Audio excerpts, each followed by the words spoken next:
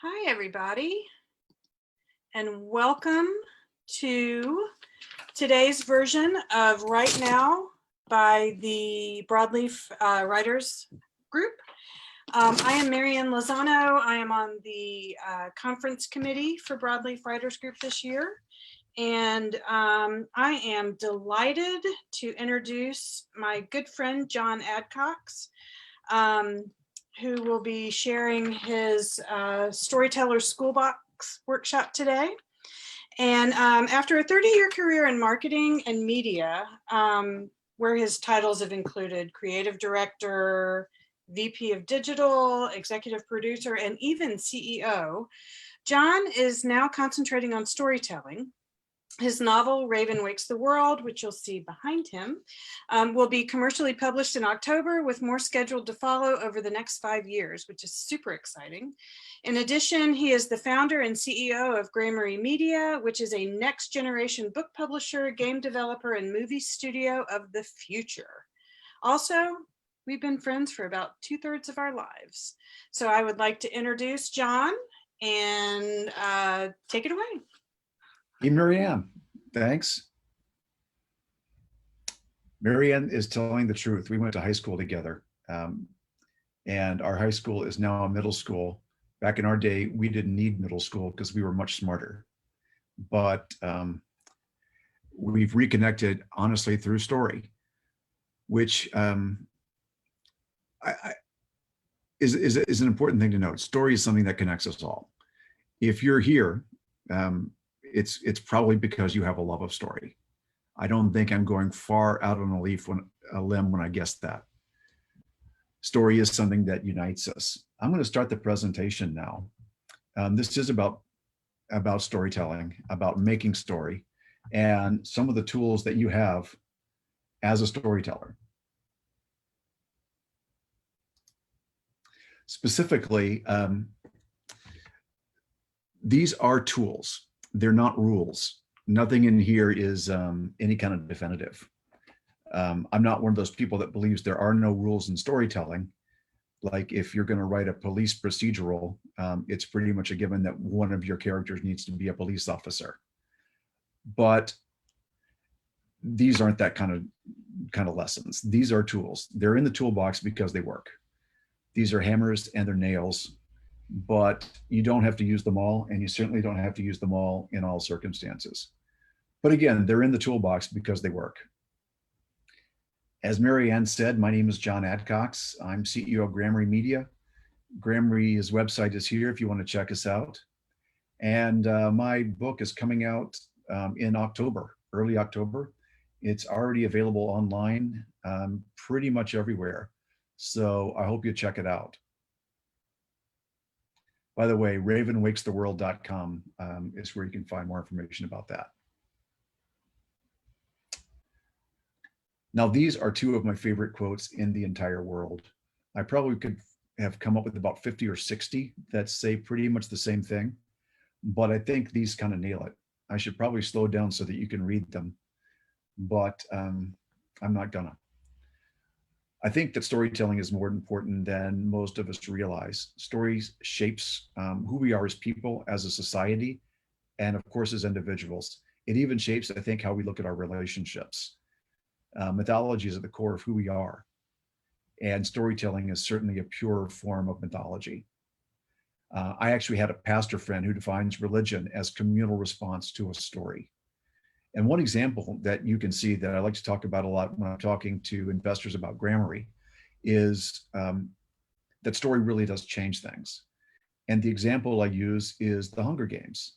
If you look at the Hunger Games on the surface, it's a really, really dark, grim, and kind of gloomy story. But if you look just a little bit beyond the surface, it's not. It's more than just kids killing kids. It's a beautiful story. And the reason I say that is if you're in the 3rd grade and you're playing dodgeball with bullies, and then you come home and you've got school shootings and coronavirus and climate change on TV, the Hunger Games is really what the world looks like to you. What the Hunger Games says is we're empowered to change it. And you've seen a whole generation of kids that are growing up that have internalized the Hunger Games, the Harry Potter stories, the Marvel movies even. And they perceive that when the adult establishment doesn't step up to protect them, they can band together with their friends, go out in the world, and make meaningful change. One of the great examples of this is the kids from Parkland, where they had the school shooting. And those kids have gone out in the world, and where they go, voting participation among young people goes up dramatically. I think it's because they've been empowered by story. And we're all storytellers. The mediums have changed from campfires to books to transmedia virtual experiences, but the core of story is always the same. By the way, when I was putting the slide together, I was looking for something really primal with like cavemen around the fire and drawings on the walls. But I found this one picture here of the scoutmaster and these two traumatized, scarred for life children. And I just had to use it. In fact, I even had to redesign the slide so that I could put this picture on there. Anyway, no matter what the medium, the core elements of story are the same. Now, I can't touch on every element and every tool that's in your toolbox, but I'm going to focus on three. There are a lot more than three. Author's voice is a great one. I can't teach that. I don't think anybody can. That's something that's inside you. These are focusing on things that you can teach and that you can learn and that you can deploy. This is also not about formula. I talk a lot about structure in this talk, spoiler alert, but it's not formula. And this is, Zach and I have an ongoing debate about Save the Cat, which Zach likes a lot and most people do. My hesitation on it is when we were doing research for Gramarye, we went through an incubator at Georgia Tech and we had to spend literally hours on the phone every week talking to filmmakers, producers, production companies, and book editors and acquisition editors. And if I had $1 for every one of those who had said, oh my gosh, if I see another Save the Cat manuscript or Save the Cat screenplay, I'm going to scream. But I've read 2 of Zach's books, and while he claims to have used Save the Cat, it doesn't show. So it doesn't really matter so long as you can artfully work around your tools. It's still your skill. It's Zach's skills that make his book really shine. I've read 2 of them and I love them both. So the first tool I want to talk about is probably the most important. It's also the one I'm going to talk about the least, and that's character. Every story has a character, at least one, probably more than one. The story has to happen to someone. Yes, there are examples like, the film Koyaanisqatsi, but I think most of us are going to agree there has to be at least one main character, probably more than one, and probably other characters that aren't necessarily a main character, but are still crucial to the story. The second one is milieu. This is not just the place where the story takes place. It's not just the setting. It's the entire world that shapes the story, and we'll talk about that. And then finally, of course, their structure. And again, spoiler alert, most of this talk is about structure, and specifically the 3 versus 4 act structure. The 3 act structure is really, really hard to argue with. It's ingrained in our culture, and it's sort of a part of how stories are described in both publishing and filmmaking. Nonetheless, I'm going to argue with it, but we'll get to that. Let's start with character. It's not a secret. The main character of a story is essential and core. It doesn't always have to be one character. It can be an ensemble, but there's basically someone or someones that's at the core of the story. Now in Star Wars, of course, that main character is Luke Skywalker. Now the main character wants something. And that's a great place for a story to begin. When you're thinking of an idea for a story, start with a character. Who's this character? What makes them unique? What makes them utterly wonderful and makes you want to spend time with them? And then what do they want? And then they come up against the adversary. And that's someone who doesn't want the main character to have what they want. Now in Star Wars, of course, the adversary is Darth Vader. Luke wants to save the galaxy and rescue Princess Leia. Darth Vader is against that. But the adversary doesn't always have to be another person.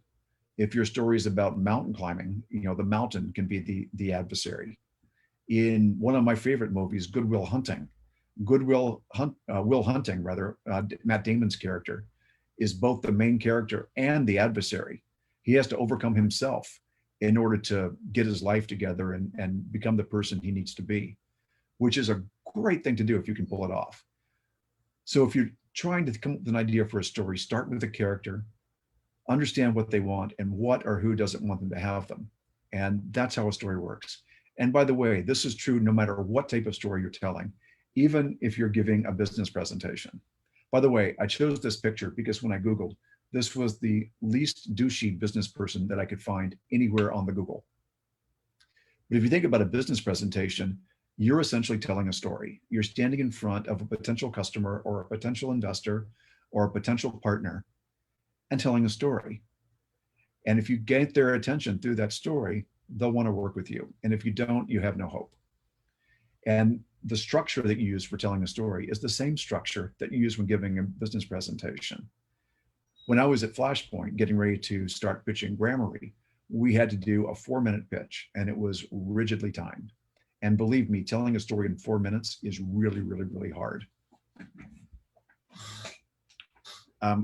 But if you think about the 4-act structure, each minute is an act. And you tell that story in those 4 acts and it flows naturally and it ends when it's supposed to. By the way, if you're giving a business presentation, you probably think it's your product or your service or your business or your idea that you're selling. So you're the main character or your idea is the main character. And that is 100% wrong. It's logical, but wrong. The main character is your customer. You are understanding their milieu, you're understanding their world, you're understanding their problems, and you're showing them how they can solve the problems. That's the story you're trying to tell. I think most of us here aren't necessarily doing business presentations, but at some point in your life, you will. If you're pitching your book to an agent or you're pitching your screenplay to a filmmaker, you'll be telling a story. And these same tools will work there just as much as they do. Now, there are a lot of elements that make up a good character. The first one are action. You know, the first place to start is their actions and the visuals that you see. If you think about Indiana Jones, we learn everything we need to know about that character from the opening minutes of Raiders of the Lost Ark, right? In fact, it's a great example of what we call the introduction by parts, because we don't see Indiana Jones all at once. We see first his back, we see the leather jacket, then we see the whip at his belt, then we see the hat, and then finally he steps out of the shadows and we see the whole man. And then we learn that he's an archaeologist. We learn that he's a little bit greedy. He's got a dark side. He's an academic, but by no means a conventional one. He has the potential for violence. And when he's in trouble, he doesn't just try to think his way out of a situation. He turns tail and runs. And he's got a very distinctive look. He wears the jacket, he wears the fedora. And if you see anybody in a leather jacket and a fedora and a bullwhip, it's either Indiana Jones or it's somebody trying to remind you of Indiana Jones. That's has become a really iconic idea for this character. So if you can give your character some kind of visual that lets us hook on and recognize them, no matter who plays them or who draws them or how you describe them in sequels, you've got a strong hook for your character. And that's a great way to start, but it's also shallow. There are more important ways to go about building a character. And I'm going to go through just a few of them here because our time is limited. One of them, of course, is background. If you think about Rick Blaine from Casablanca, everything that shapes him as a character has to do with his past. We know that he was at one point heroic, and he's become cynical, he's become isolated, he's become broken. And as the story unfolds, we learn more about his past and what shapes that character and why he is the way he is and what he needs to heal from in order to become, heroic and individuated again. All of that comes about because we understand his past and we understand his pain. The next two, I think, are really closely related. Understanding how the character is broken and how they're flawed is really, really important. But what's even more important are the things they say, how they express themselves. the character's voice is just as important as your voice as an author. So giving that character a distinctive flair, even if it's mumbling, or if it's one syllable, short sentences, or if they're poetic and verbose, whatever you do that gives that character some sort of individuality is really important, especially since what they say can reveal their flaws. But a better way to reveal their flaws and how they're broken is not by what they say, but the subtext. That's what they don't say. There's a movie called Crazy Stupid Love, and I'm going to show you a scene from it that I hope you'll be able to hear. Crazy Stupid Love is a movie that features Steve Carell, who has come home one day and found out that his wife is having an affair and wants a divorce. So it's not a really especially happy way to start a movie, but it's a really, really witty and fun movie. But Steve Carell keeps talking about missing his backyard and doesn't think his wife is taking proper care of his backyard. She's not maintaining his immaculate lawn and all that. But of course, what he's really talking about is the life he left behind. So in this scene that I'm going to show you here, Steve Carell has gone back to his own backyard and is raking the leaves because he knows his wife's not home.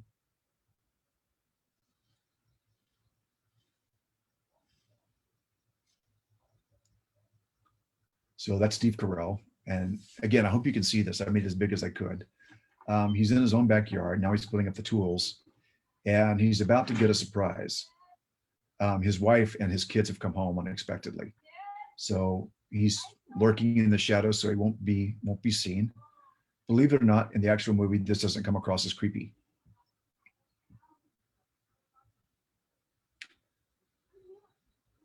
And everything he's thinking is in his face there. So now his wife is going up these short stairs.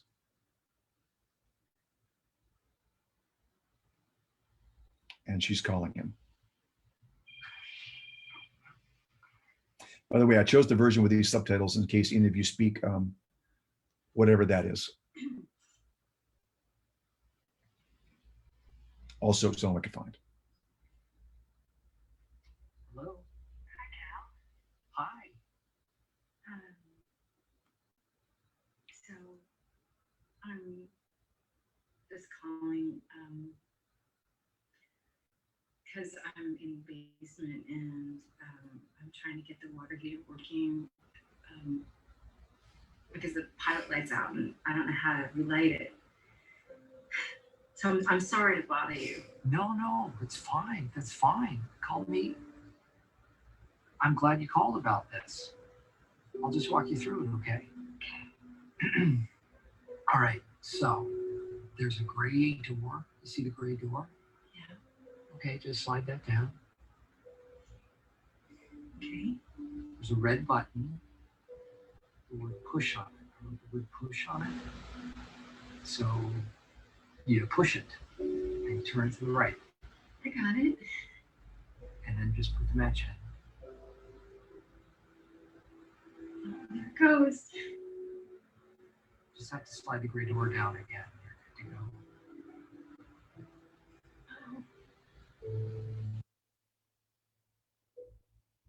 Well, thanks. I appreciate your help. Oh, you know what? Just call anytime. Something like that. Oh, yeah. Yeah. Sure. So I'll talk to you soon. Yeah. Thanks. Yeah. No, that's my pleasure. Don't want you to blow the house. Bye.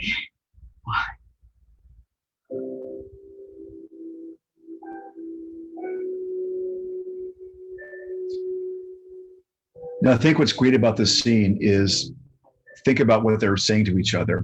I still love you and I miss you, but neither of them ever use those words.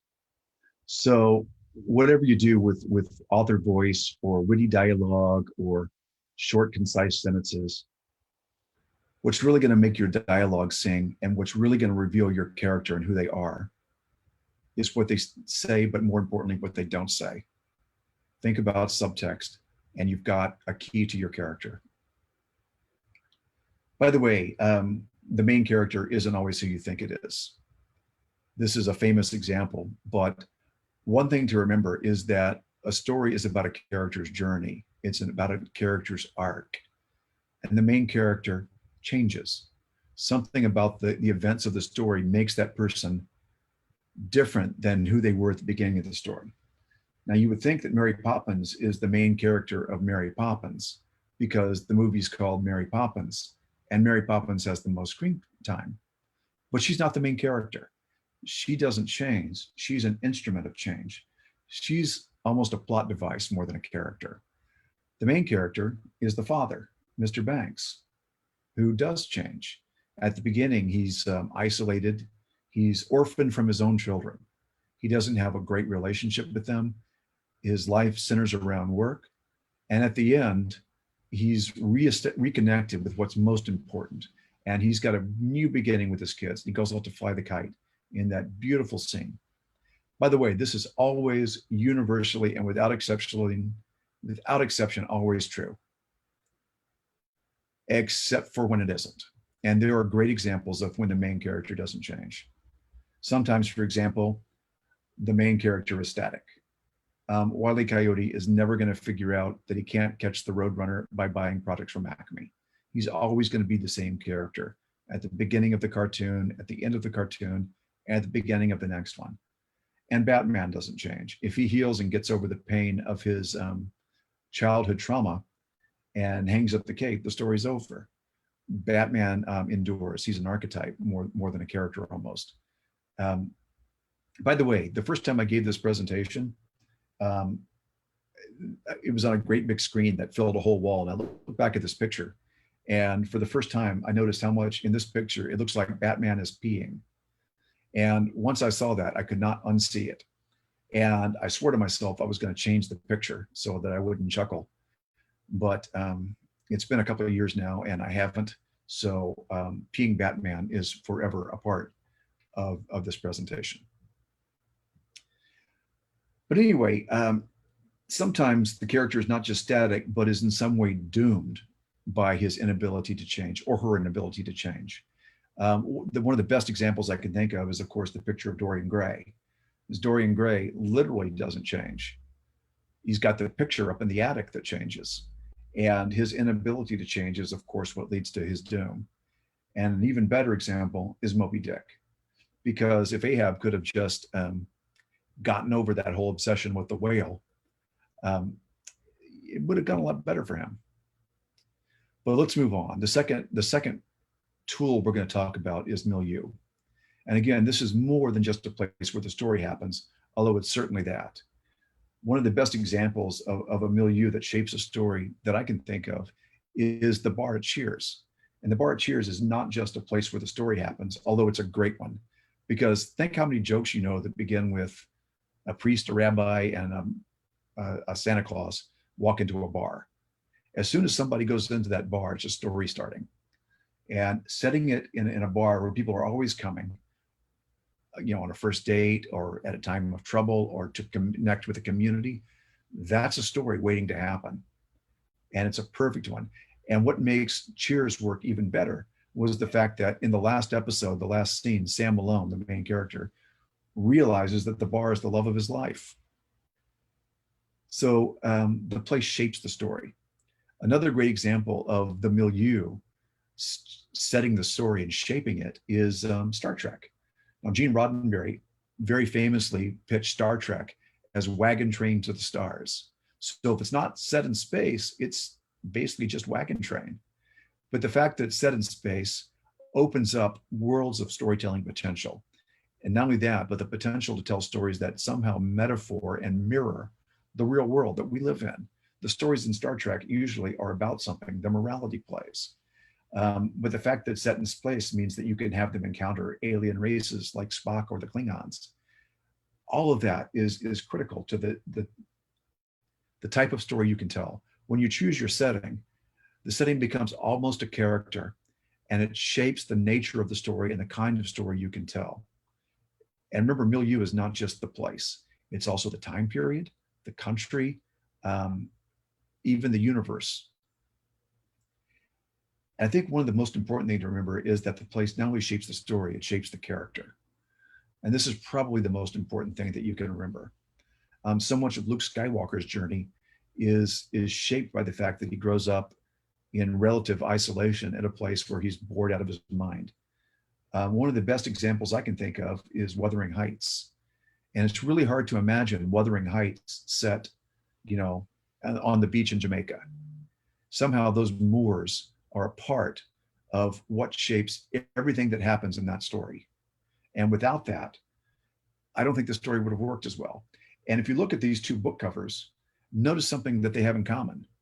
Neither of them shows a character. They only show the place. And they show you the mood of the story, and that mood is going to shape what happens.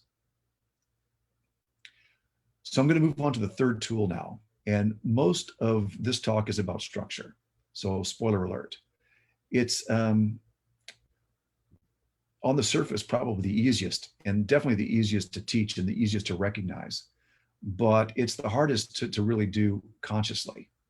So our understanding of structure begins with Aristotle, who, according to Wikipedia, looks like this. And Aristotle gave us our first ever diagram of story structure. It looks like this. Now, Aristotle is known as one of our great thinkers of all time. This is not why. Nonetheless, this was his chart. This was his axis of time. So the story begins, moves along in time, and then ends. That's not rocket science, but he does add one more element to his structure chart. It's this one. It's a dot that happens about 3/4 of the way through your story, or about 25% away from the end. So right when your story is about 25% from the last page or the last 30 minutes of your movie, you have something important that happens.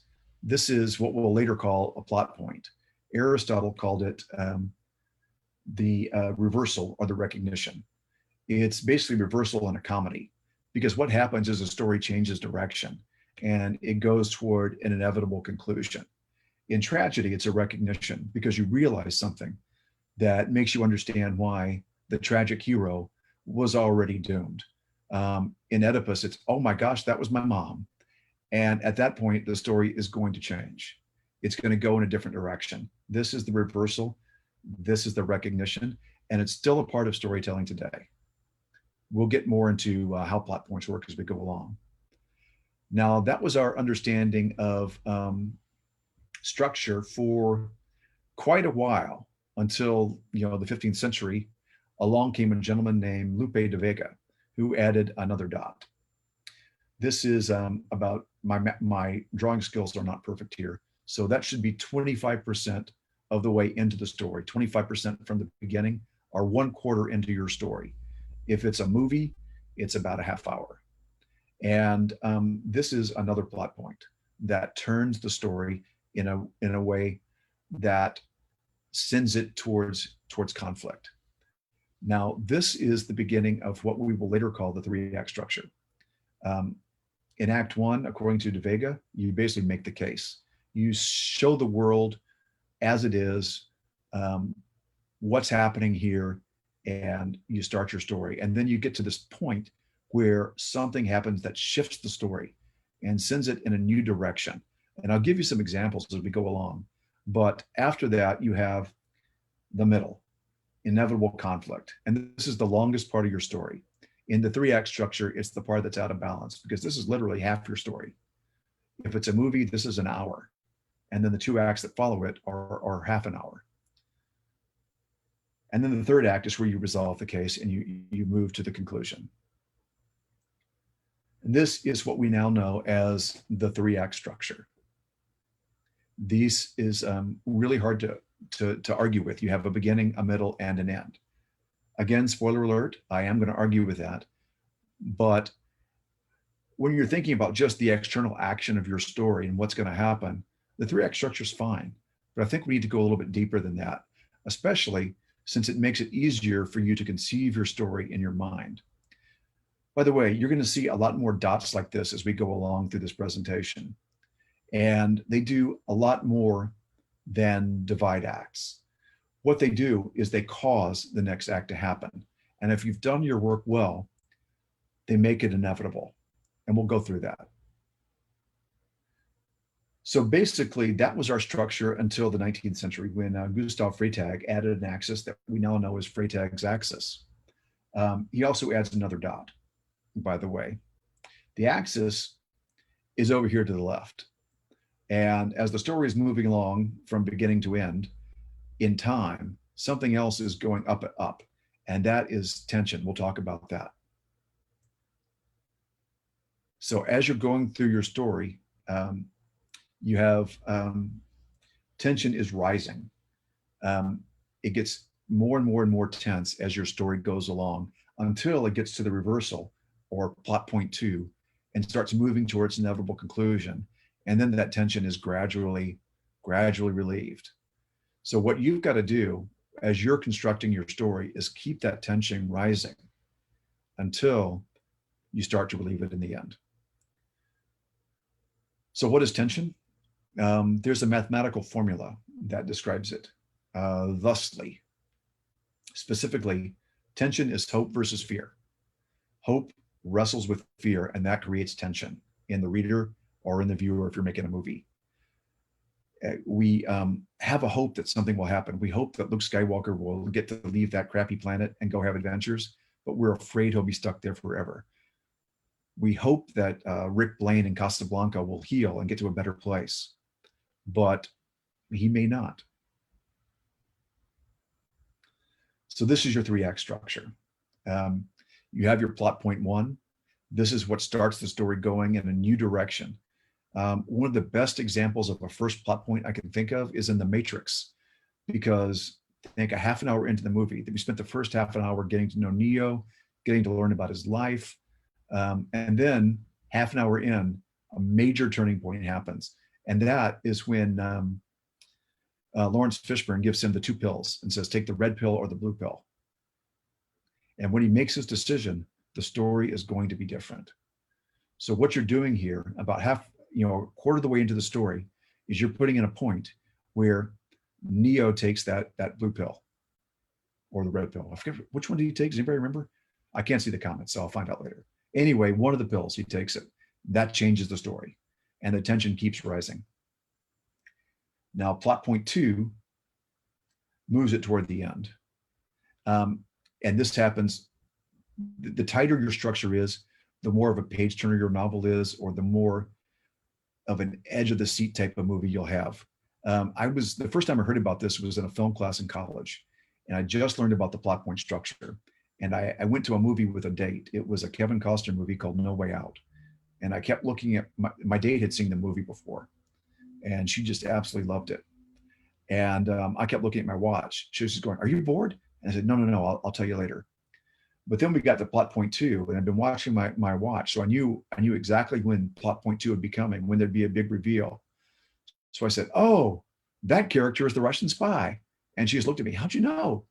It was because there were only 2 characters on screen. It had to be one of them, because that was when the plot point was going to happen. That was going to be the big reveal that was going to send the story toward its end. And I'll give you some more examples as we go along. Now, again, the first act of a movie is about 30 minutes. And if you're writing a 100-word novel, it's about 25% of that, about 250, 25,000 words.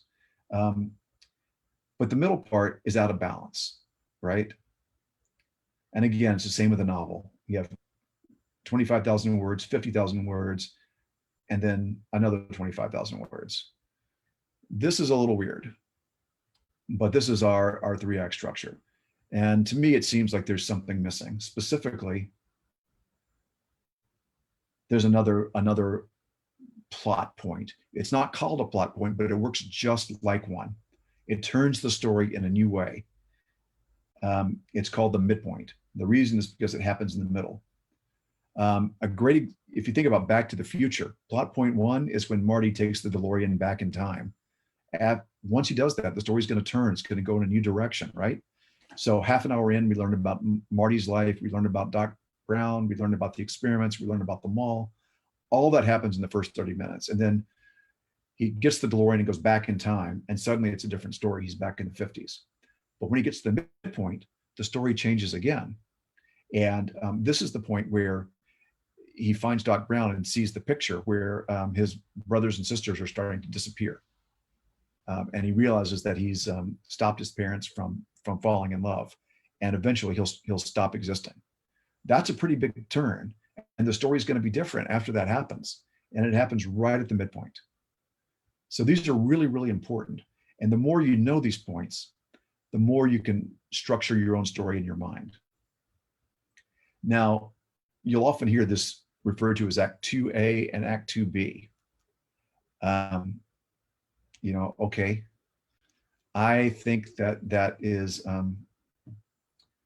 a little awkward, and the reason for it, I think it's 4 acts, and the reason for that is, again, if you're just thinking about the external events of your story and what happens, those first 2 plot points are really all you need. That's what's going to start your story going and start your story toward a conclusion. But we're not. We're also talking about character. And that's what's most important in a story. That's what makes us care. The story is about a character. And if you look at how the character's arc progresses through a story and how that character is going to change or be doomed to not change, then it's a 4-act structure. And the reason is because in the first act of your story, your character is in some way an orphan. If you think about Harry Potter or Luke Skywalker, they're literal orphans. They don't have parents. Harry's living under the stairs. Luke's on that farm. In Casablanca, Rick Blaine has isolated himself off from the rest of his world and his past, and shut himself off from any kind of contact. He says he sticks his neck out for no one. He doesn't care about anything. He's become a cynic. But then plot point 1 happens, and the character goes in a completely different way. The character becomes a wanderer. Marty McFly is wandering through the 1950s until the midpoint happens, and he's caused his parents not to meet, and suddenly he's got to start taking action. At that point, he becomes a warrior. And I'll walk you through some specific examples of how this works.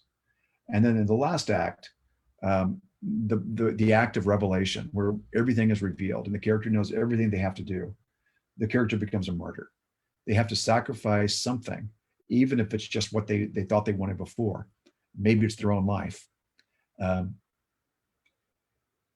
Regardless, in some way, they become a martyr. And again, I'll walk you through an example in a second. But when you're crafting your story, you can break it down even further. So again, my diagram skills are not perfect, but as you can see, I've broken this down into 8 parts. When I first put this together, what I did not know is that there's a book out called The Bestseller Code that's broken down some of the most exciting and best-selling books of all time. And they're not all, thrillers, but they all have the same sort of structure. The beats happen in about this rhythm. Lou Aronica, my business partner, who's a super editor, he acquired 6 consecutive Hugo and Nebula Awards and launched the Star Wars Extended Universe. He's been working with an AI group that's analyzing manuscripts using artificial intelligence. And what it does really well is recognize these story beats. And the ones that we've liked the best, that have really gripped us, have followed this structure almost exactly. By the way, I got this idea from another of my business partners, a man named Chris Soth, who is one of the best screenwriting teachers I know, especially when it comes to structure. He calls this the mini movie method, but you can also call it the mini book method. He calls it that because back in the olden days, movies used to be shown on reels. Now, when most of us grew up, those reels would be on 2 projectors. They'd sort of switch back and forth. So to us, it would be seamless. But when that first started out, they'd have to change the reel. So they'd have a little self-contained story before they changed that reel. So you make 8 little mini stories that make it a lot easier to understand your story. Now, you talk a lot about plotters versus pantsers. I'm a lot of both, but I find that when I know these key points, I can sort of flashlight and pants my way through everything that happens between them, because I'm not going to have to go back and revise, because I know the heart of my story. I know the structure of my story, and I know where it's going, and I know how it's going to shape and change my character. So let's look at Act One. This is the first half an hour of your movie, or the first 25K, the first 25,000 words of your 100,000 word novel. And by the way, I chose 100,000 words because my math really, really, really sucks.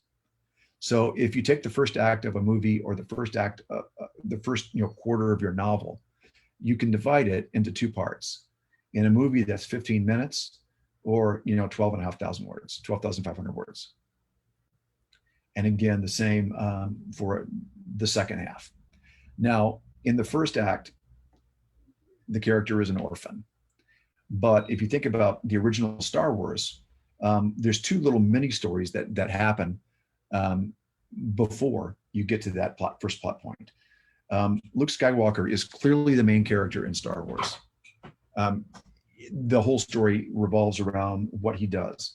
And we know that he's an orphan living on Tatooine. But the first 15 minutes of the story aren't about him at all. It's about R2-D2 and C-3PO.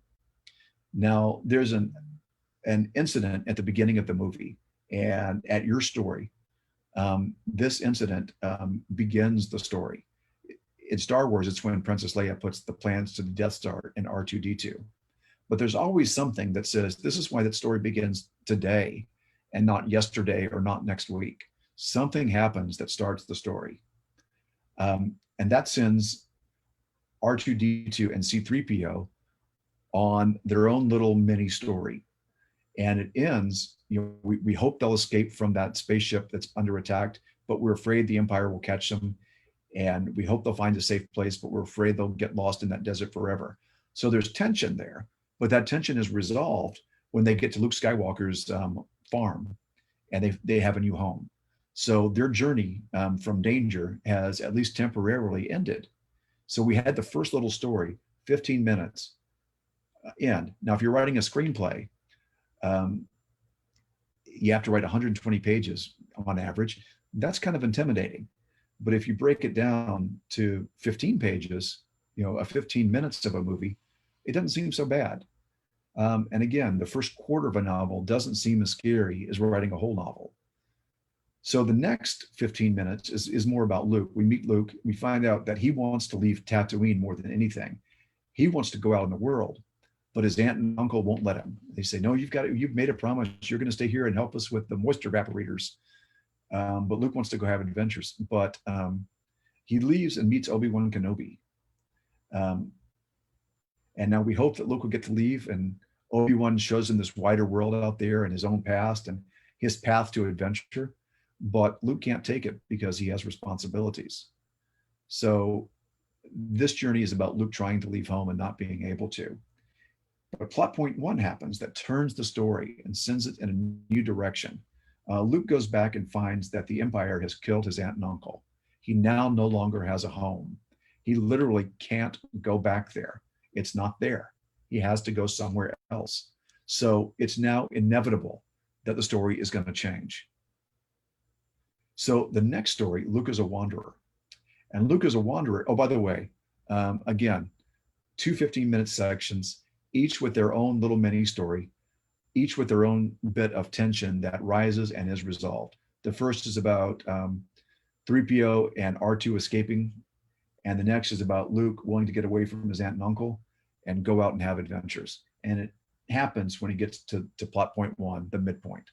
So after plot point one, when it's inevitable that the story is going to change, we have the next act. And this is Luke's wanderer act. He doesn't really know where he's going. He's basically following Obi-Wan. Obi-Wan's making the decisions. So he passes the first threshold and goes to that bar. He meets his first helpers. And at the end of the first 15-minute little story, he manages to leave Tatooine. But unfortunately, at the end of it, he doesn't wind up where he thought he was going to go. He winds up on the Death Star. He's still a wanderer, but the story of him leaving home and getting to the next place is resolved in this little 15-minute mini movie or mini book. So all you have to do is think, what's the next little mini adventure that's going to lead my character to the next point? Now, the next 15 minutes involve them on the Death Star. Obi-Wan is attempting to shut off the tractor beam while Han and Luke try to stay safe. But something happens right at the midpoint. And that is when Luke becomes a warrior.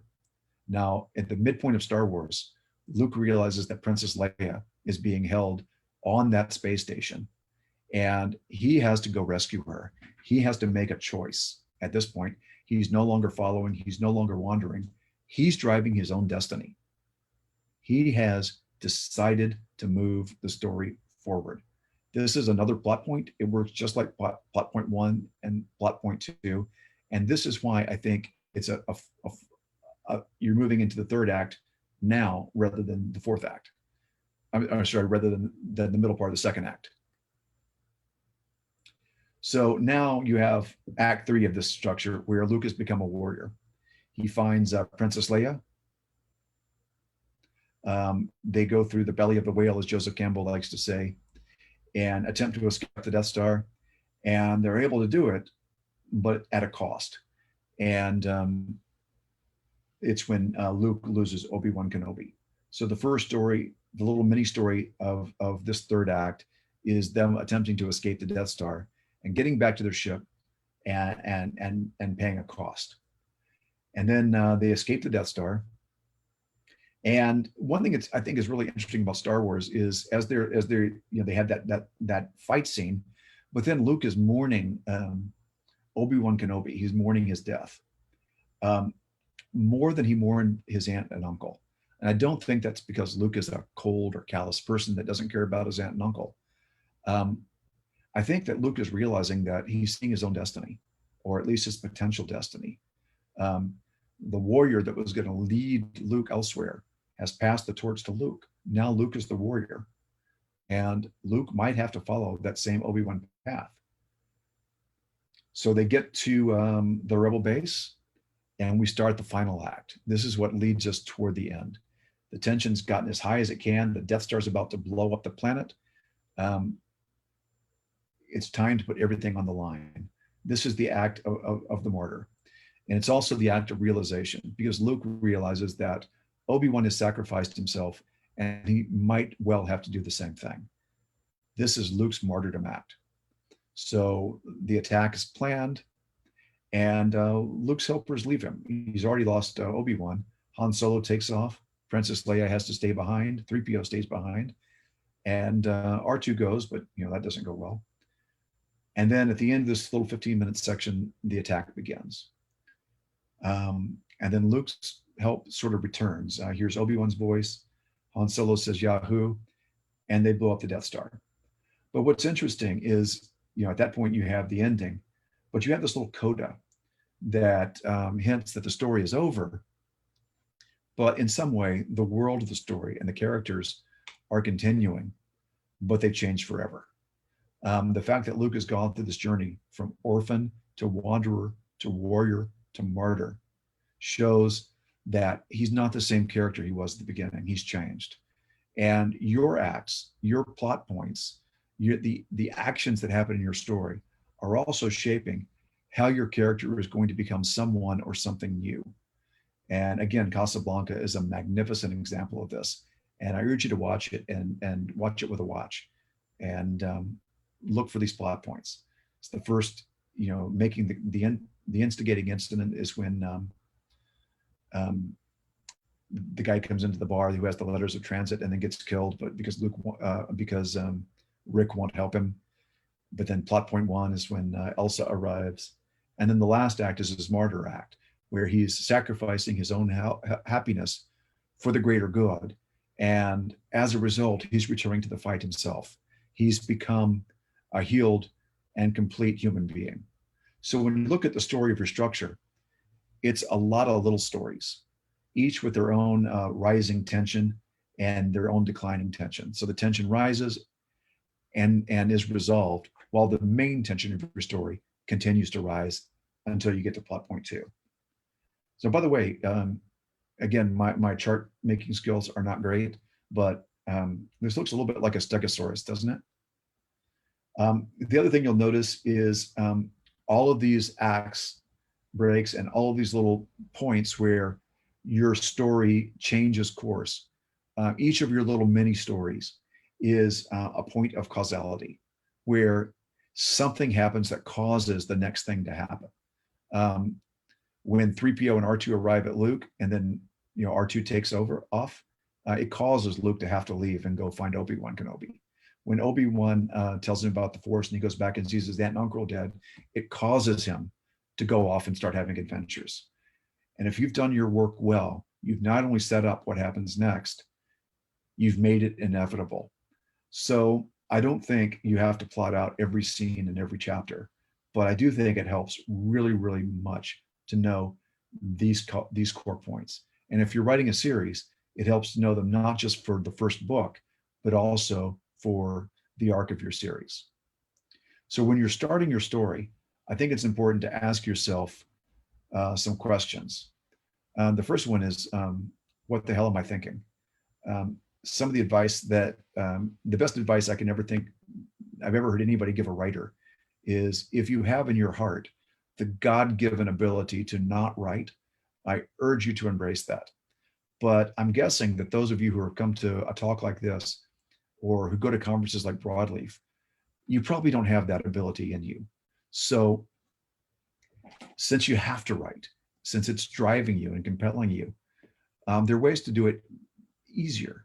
So the first question, of course, is, who's my main character? Or who is my main characters? Because it can be an ensemble. The Big Chill is one of the great examples I can think, where each character in that ensemble has their own arc, but there's also an arc for the ensemble as a group. And then ask, what does that main character want? Because you're getting close to a story right there, just by knowing that character and what they want. How is the main character broken? What are their flaws? And how do you express those flaws, especially subtly and through subtext? Who or what is the adversary? Who doesn't want that main character to have what they want? Remember, it doesn't have to be a Darth Vader. It can be themselves. It can be a mountain. It can be a whale. What makes my characters utterly unique and memorable? This might be the most important one. An utterly memorable character is key to making your story work. The next one is, what's the milieu? Where is the story taking place? And how is that setting it to shape the character and shape the type of story you can tell and shape the progression of that story? And then finally, how is my main character an orphan, a wanderer, a warrior, and a martyr? How do they change as that story goes along? By the way, once again, my name is John Adcox. You can find me and my contact information there at johnadcox.com. If you want to find out about my company, Gramarye Media, that's the URL. And this is my email address. And that's my book that'll be launching October-ish. So I appreciate your time very, very much. And I look forward to chatting with you guys now.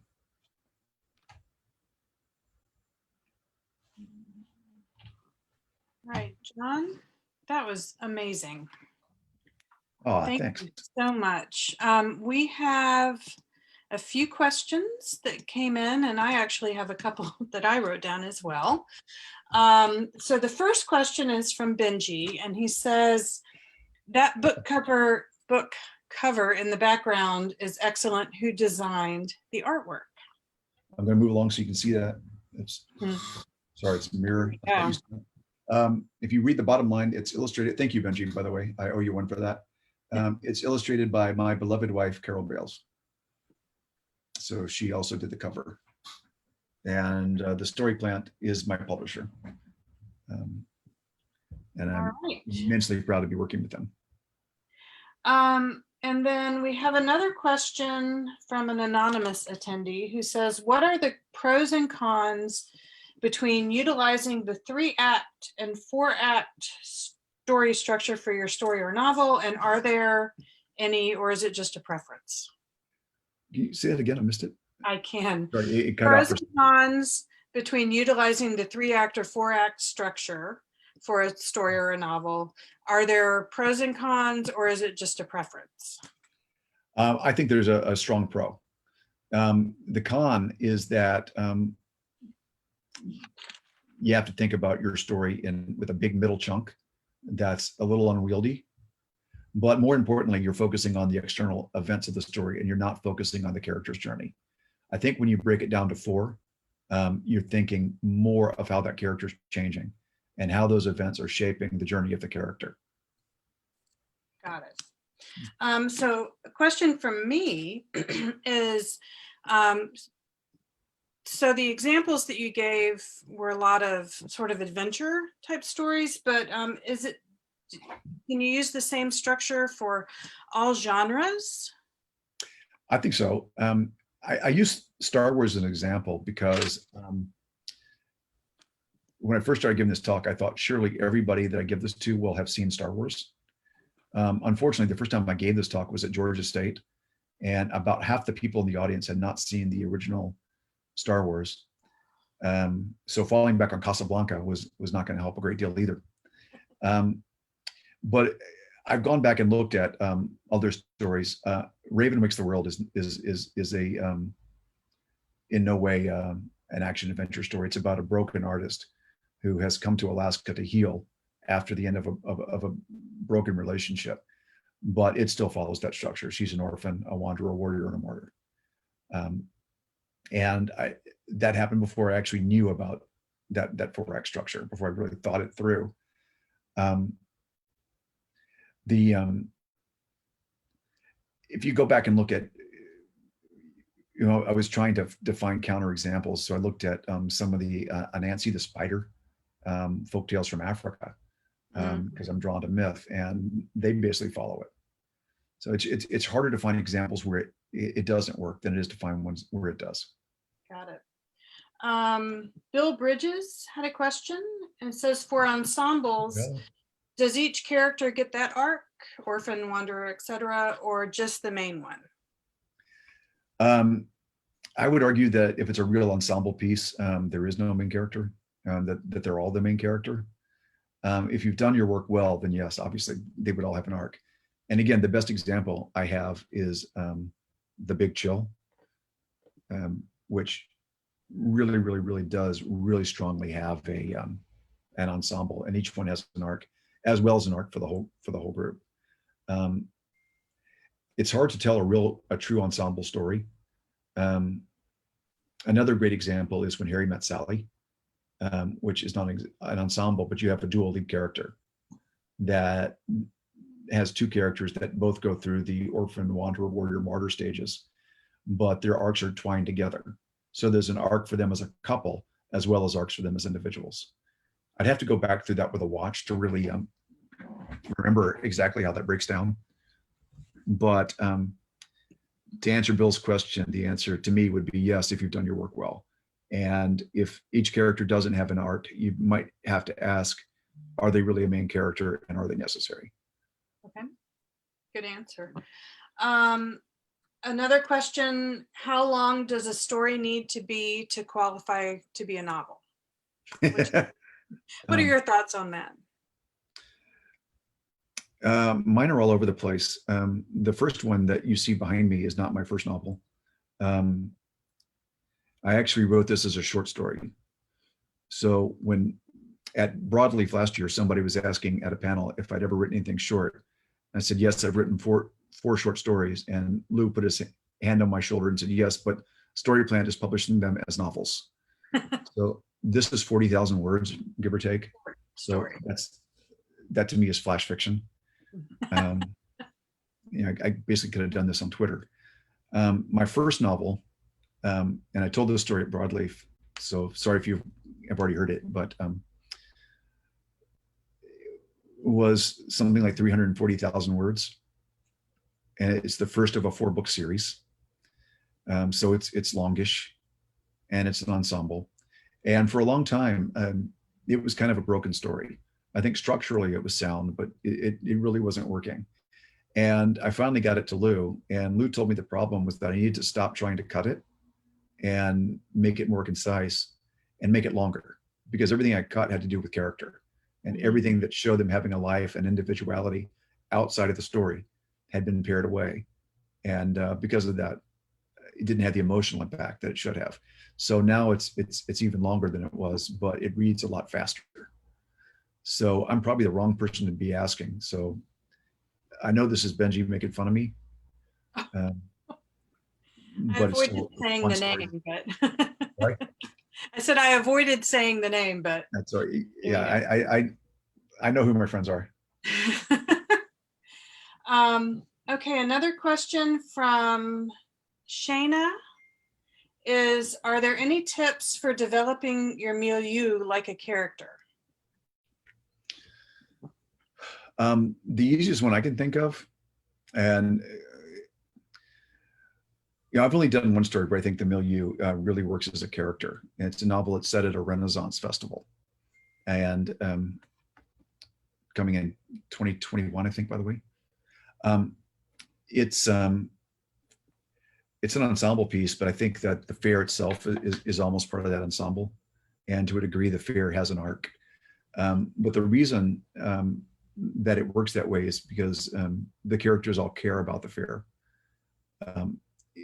To a large degree, the novel is like a backstage at the theater type of novel, where you're seeing the cast when the story's not happening, and they all have a love for not just the theater, but this theater. That I think makes it. So having your characters love it, or having your characters hate it, or having your characters be challenged by it, would be the best ways I can think of. In Cheers, the bar, I think, is a character, but because it's a home for them, it's in many of them, it's the truest home they have, and the relationships they have are linked by this bar. I think the Enterprise is a character in Star Trek, which is why the first several times it got destroyed, it was an emotional impact for the fans because they come to care for it. So if you can make us emotionally invested, either positively or negatively, then I think it'll work as a character. Okay. Question from Jessica. Wouldn't an ensemble also have various archetypes represented? Let me say that again. Wouldn't an ensemble also have various archetypes represented? I don't know why I have such a hard time saying that. Oh, sure. I think I understand what you're asking. Like one character is the jester, one's the warrior, one's the magician type of thing. One's the housewife, one's the football player, the jock. And that's true, but they also have a journey. So, Luke hasn't stopped being the young idealistic hero at any point in Star Wars, but who he is as he develops as that character is what changes. So the jock would still be the jock, but a Breakfast Club is a great example where they're all types, there are archetypes. But at the end of it, they go through these little mini arcs that shape them. They all go through the orphan, they're in detention, not talking to each other, they're orphaned. And at the end, they have sort of sacrificed their own fears to unite as a group. And again, Breakfast Club is not a movie I remember that well, so it's probably not a great example. But to me, each one would have their own archetype, if you will, but they would also go through the stages of the journey. That's a long answer to a short question. Sorry, Jessica. A question from Ellen. Every business presentation tells a story. You mentioned that earlier. What about a sermon or a homily? How do they tell a story? And is the main character the congregation? That's a harder one. I'm going to go with yes. And the reason I say that is because I have a theory about the Bible. I am not what you'd call a literalist. I mean, if you think about Noah's Ark, if that's a literal story, it's kind of an ugly one and really frightful. But I don't think it is. I think that all the stories in the Bible are your story. There's two characters in the Bible. There's God and you, and it's a love story. And the language of God is parable and story, right? So in Noah's Ark, it's not the outer world that's washed away, it's your inner world that's washed away. So it's a baptism story. So in that sense, when you're relating these gifts from God, our mythology, the parables and stories that are God's way of communicating to us, you're showing how they're your story and how they are you're the character in that story. So when you're talking to a congregation, Jessica just said, by the way, that Noah's Ark is rebirth. So baptism would follow rebirth. So yeah, I'm with you. So I would think that when you're giving a sermon, what you're trying to do is make the congregation understand this is their story somehow. Got it. And But one also, last, this is probably why I have never been accepted to seminary. one last question. This is also from Anonymous. Is that the same Anonymous, or is there a bunch of y'all? I don't know. Okay, So 'cause when a Anonymous- series requires a character to be static, is that character still the protagonist? Or are the characters who populate the individual book the suspects who become redeemed, the protagonists moroso? I would argue that's probably up to you, as the writer.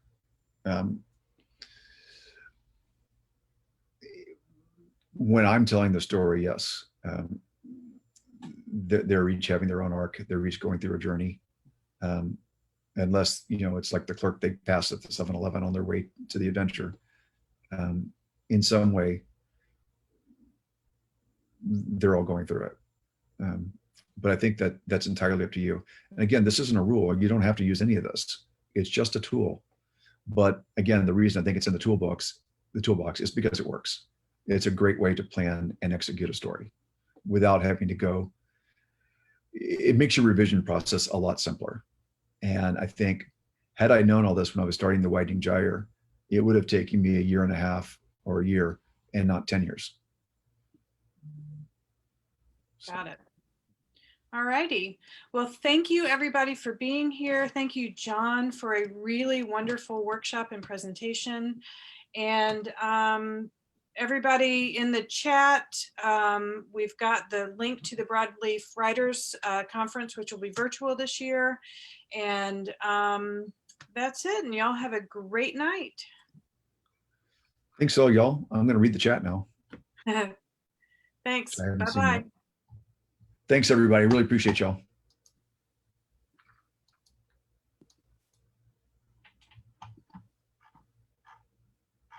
Hey, thanks, Marianne, by the way. That was a lot of fun.